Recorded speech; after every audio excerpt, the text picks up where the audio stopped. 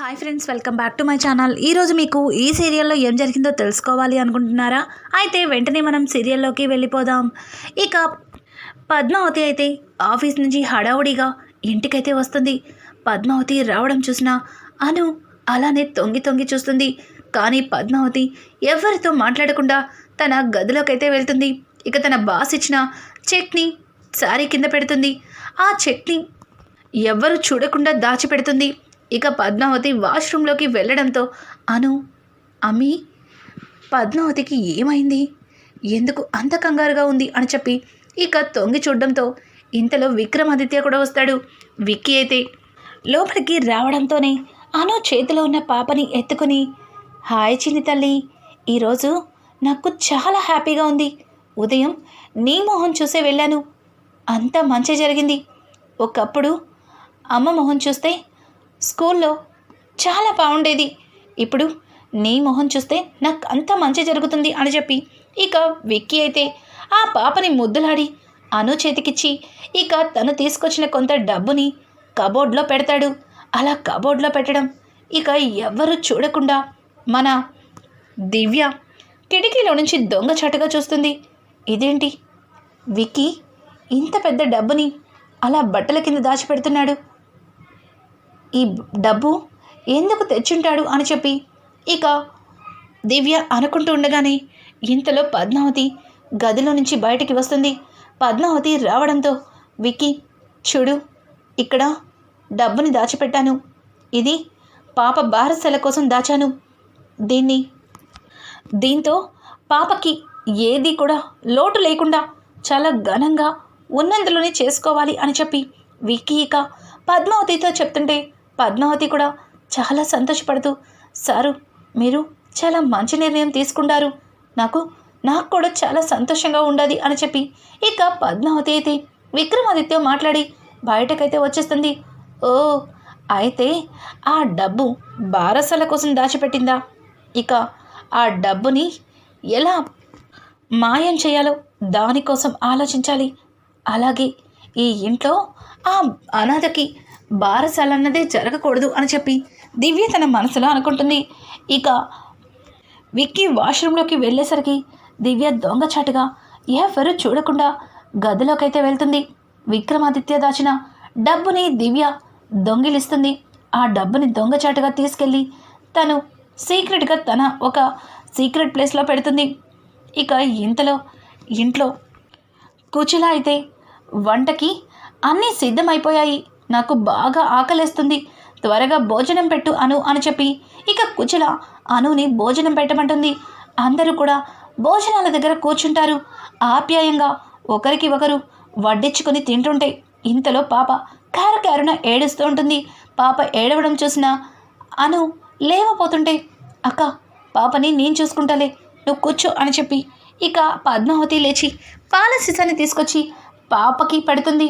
అందరూ భోజనాలు తినేస్తే మరి నా పొట్టు ఎవరు నింపుతారు అనే కదా ఏడుస్తున్నావు, నీకోసం పాలు తీసుకొచ్చానమ్మా, తాగు అని చెప్పి ఇక పద్మావతి అయితే చాలా ప్రేమగా చాలా ఆప్యాయంగా పాపకి పాలు పడుతుంది. అది చూసిన అను సంతోషిస్తుంది.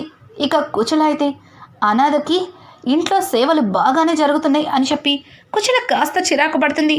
పక్క నుంచి నారాయణ, కుచల, ఆ బిడ్డ మన అను ఆర్యల బిడ్డ, అంటే నీకు నాకు మనవరాలు, ఇంకొకసారి ఆ మాట అన్నామంటే గొంతు పిసికి చంపేస్తాను అని చెప్పి ఇక నారాయణ కుచలకి వార్నింగ్ ఇస్తాడు.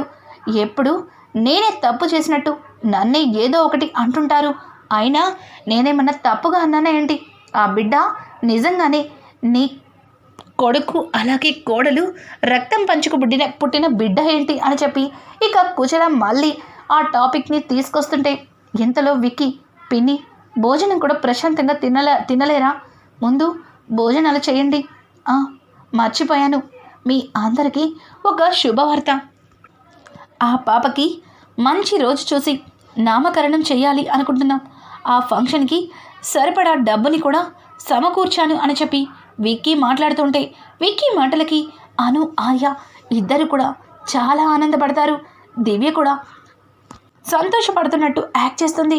ఇక పద్మావతి అయితే, సారు, పాపకి ఎటువంటి లోటులు ఉండకూడదు అని అంటుంటే ఉండకూడదనే కదా ఇవన్నీ చేయిస్తున్నాను అని చెప్పి ఇక విక్కీ మాట్లాడుతుంటే విక్కీ మాటలకి కుచిల అనాథకి అనవసరమైన ఖర్చులు ఈ గుడిలోన తీసుకెళ్ళి పేరు పెట్టి తీసుకొస్తే సరిపోదా, ఎందుకు అనవసరమైన ఆర్భాటాలు, ఇప్పుడు ఉన్న పరిస్థితుల్లో ఇవన్నీ అవసరమా అని చెప్పి కుచిల మాట్లాడడంతో కుచిల మాటలకి ఇక విక్కీ అయితే పిన్ని ఏం మాట్లాడుతున్నారు, పరిస్థితులు ఎప్పుడు ఒకేలాగా ఉండవు, అలా అని పిల్లల్ని వాళ్ళ ఆనందాల్ని దూరం చేస్తామా అని చెప్పి ఇక విక్కీ కుచిలతో మాట్లాడతాడు. అనుకున్నట్టుగానే పంతులు గారి పిలిపించి ముహూర్తాన్ని పెట్టిస్తారు. పంతులు గారు రేపు ఉదయం 10:55 దివ్యమైన ముహూర్తం ఉంది. ఆ ముహూర్తంలో బిడ్డకి నామకరణం చేస్తే ఆవిడ మహాజాతకురాలు, ఆ జాతకంలో ఈ గడియల్లో ఆవిడికి నామకరణం చేయండి అని చెప్పి ఇక పంతులు గారు చెప్పి అక్కడి నుంచి వెళ్ళిపోతారు. ఇక నారాయణ అయితే త్వరగా పనులన్నీ చకచకా చేసుకోవాలి, రేపు ఉదయానికి పాపకి నామకరణానికి పంతులు గారు ముహూర్తం పెట్టారు అని చెప్పి ఇక నారాయణ మాట్లాడుతుంటే ఇంతలో విక్కీ బాబాయ్ అన్నీ మీరే చూసుకోవాలి, ఆగండి డబ్బు తీసుకొస్తాను అని చెప్పి లోపలికైతే వెళ్తాడు. లోపలికి వెళ్ళేసరికి అక్కడ కబోర్డ్లో దాచిపెట్టిన డబ్బు మాయమైపోతుంది. ఇంకా వెంటనే విక్కీ మొత్తం కూడా తిరిగేస్తాడు, అక్కడ డబ్బు కనిపించదు. ఇక విక్కీ బయటికి వచ్చి ఏంటిలా జరిగింది, పాప నామకరణం కోసం చాలా కష్టపడి డబ్బు దాచిపెడితే ఆ డబ్బుని ఎవరో మాయం చేశారు అని చెప్పడంతో ఆ మాటలకి ఒక్కసారిగా అందరూ కూడా షాక్ అయిపోతారు.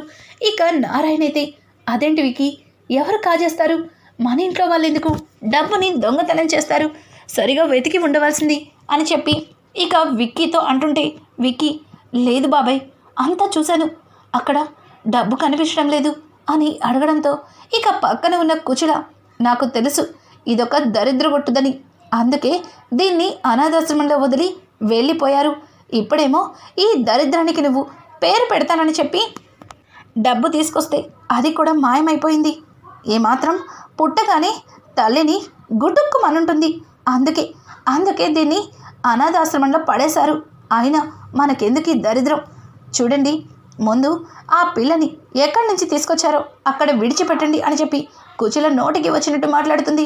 కుచిల మాటలకి ఆర్య చాలా ఎమోషనల్ అయ్యి అమ్మా నీకు ఇష్టం లేకపోతే తనని తాకని కూడా తాకద్దు, అంతేగాని ఇలా ఇష్టం వచ్చినట్లు మాట్లాడి మా మనసుల్ని బాధ పెట్టద్దు అని చెప్పి ఇక కుచిలతో ఆర్య మాట్లాడుతుంటే అను అయితే అత్తయ్య గారు మీకేం కావాలన్నా చేస్తాను, కానీ నా బిడ్డని మాత్రం ఒక్క మాట కూడా మాట్లాడద్దు, ఈ బిడ్డ నా రక్తం పంచుకు పుట్టిన బిడ్డ కాకపోయినా నా బిడ్డగా నా వడిలో పెరుగుతుంది, మీరు ఇట్లాంటి మాటలు మాట్లాడి మా మనసుల్ని బాధ పెట్టకండి అని చెప్పి ఇక అను కూడా బాధపడుతుంది. అలా మాటలకి నారాయణ ఏంటమ్మా దీనికి మామూలుగా మాట్లాడితే అర్థం కాదు, దీనికి అర్థమయ్యేలా నేను చెప్తాను అని చెప్పి ఇక నారాయణ కుచిల చెంప చెల్లి అనిపిస్తాడు. నారు నువ్వు ఈ మధ్యన ప్రతి దానికి కూడా కోపం తెచ్చుకుని చేయి చేసుకుంటున్నావు అని అంటుంటే నిన్ను చంపేయాలి, నేను కేవలం చేతితోనే సమాధానం చెప్పాను అని చెప్పి ఇక నారాయణ మాట్లాడుతుంటాడు. ఇక పక్క నుంచి దివ్య అయితే ఆపండి, అసలు ఇంట్లో నామకరణం కోసం దాచిపెట్టిన డబ్బుని ఎవరు కాజేస్తారు, ఆ పాపకి నామకరణం చేయడానికి ఇష్టం లేని వాళ్ళైనా అయ్యుండొచ్చు, లేకపోతే బయట నుంచి వచ్చిన దొంగలన్న అయ్యుండొచ్చు అని చెప్పడంతో ఒక్కసారిగా పక్కన ఉన్న అను ఇంట్లో అందరం ఉన్నాం, అయినా పట్టపగలు ఇంట్లో దొంగలు ఎందుకు పడతారు, ఖచ్చితంగా నా బిడ్డకి నామకరణం చెయ్యడానికి ఇష్టం లేని వాళ్ళే అయ్యుండొచ్చు అని చెప్పి ఇక పద్మావతి వైపు చూస్తుంది.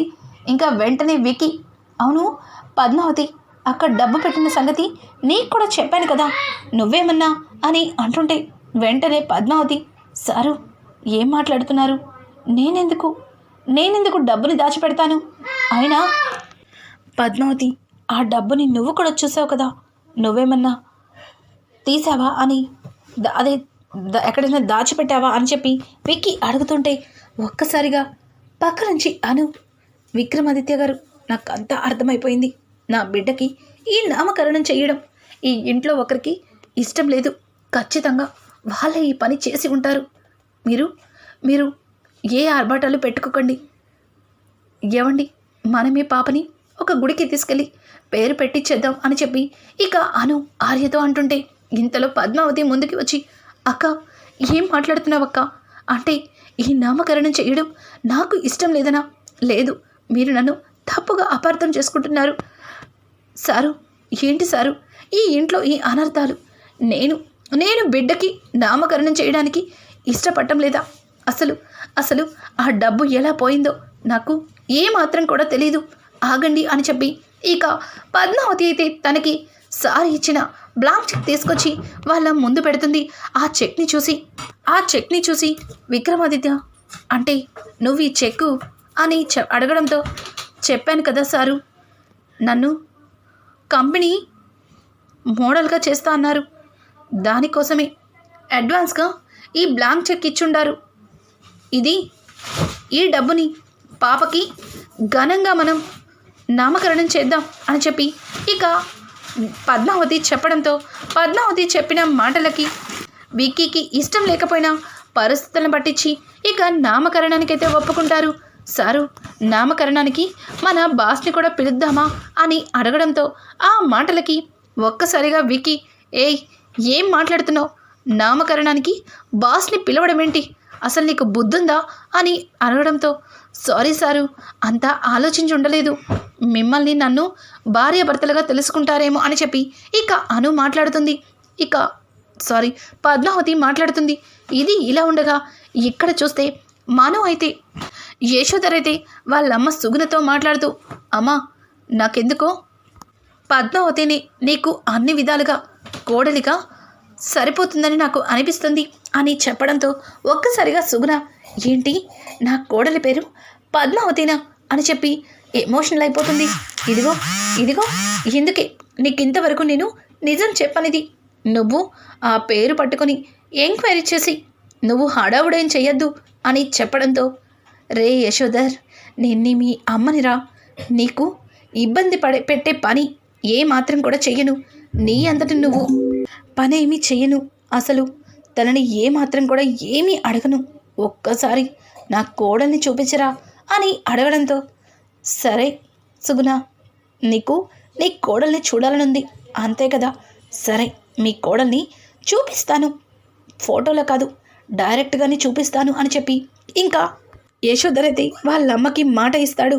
ఇంకా పద్మావతి అయితే ఉదయాన్నే ఆఫీస్కి వచ్చి ఆఫీస్లో అందరితో కూడా, ఈరోజు మా అక్క కూతురిది నామకరణం ఉంది, ఈరోజు నేను లీవ్ తీసుకోవడానికి సార్ని పర్మిషన్ తీసుకొని వెళ్ళిపోవడానికి వచ్చాను అని చెప్పి పద్మావతి వచ్చి ఇక యశోధర్ని లీవ్ కోసం అడుగుతుంది.